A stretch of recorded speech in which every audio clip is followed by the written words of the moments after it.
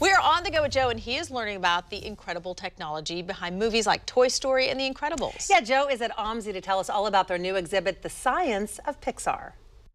Hi everybody, I'm with Ruthie Aldridge at OMSI for The Science of Pixar, the new exhibit that shows you every element you could possibly imagine that goes into your favorite Pixar movies.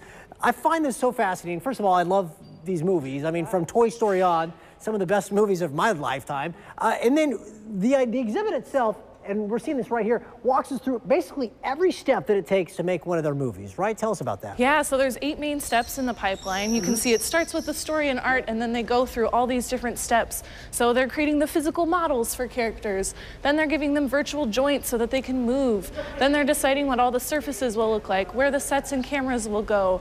Then they're animating the characters, adding simulated effects, lighting everything. And then finally they render it, which is what turns everything into the final 2D images that look so beautiful. And I wanted to talk about that because rendering is something that we actually have to do at our station. If we do a story that's on tape, if it's pre-recorded, we edit it, we put in special effects and all that stuff, and you have to render it. And basically what that is it's the computer taking what you've designed and turning it into something that you can actually use, that you can broadcast or make into a movie. So this right here, this is showing kind of how long it takes to render Exactly, items, right? yeah, and it's showing you can change different variables for each of these images. So here we have these adorable rats from Ratatouille.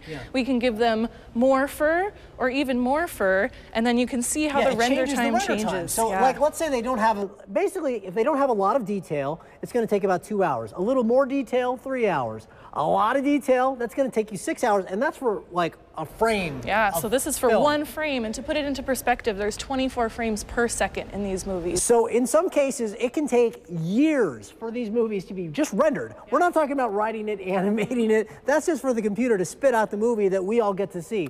It's really incredible, and this is just one of the many steps, again, that you'll learn about at the Science of Pixar, which is just open here at OMSI, and it's going to be here pretty much throughout the whole summer, right? Yeah, it'll be here until Labor Day. Okay, as always, we'll have more information for you at kptv.com. Let's send it back to you in the studio. Looks pretty cool.